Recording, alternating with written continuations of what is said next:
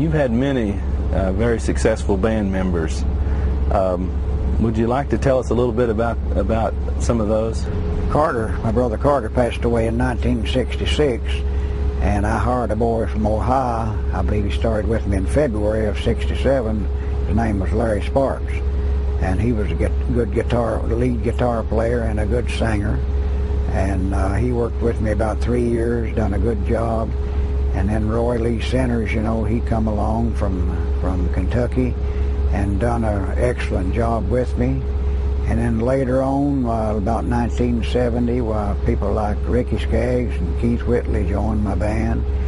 And of course, Ricky played the mandolin, and Keith played the lead guitar and done a little bass singing at first, but when tragedy hit Roy Lee Centers, you know, Keith Whitley took over as lead singer.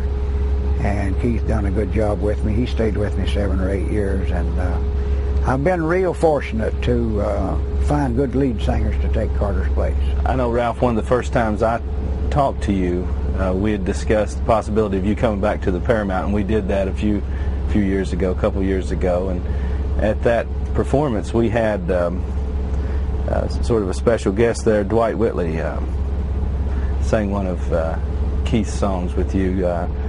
Dwight, of course, is Keith's brother. How was that night fit into your career with Dwight Whitley? We're proud to ask a young man to come up and do a song with me. I've known this gentleman for many, many years. And at this time, we'd like to make welcome and give a nice hand to Dwight Whitley.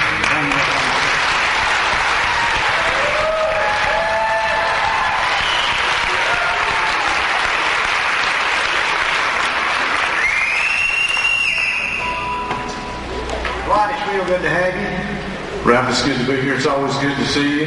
You know, it's really a pleasure for me to be up here with a living legend, and if there was ever truly a living legend, right here he stands.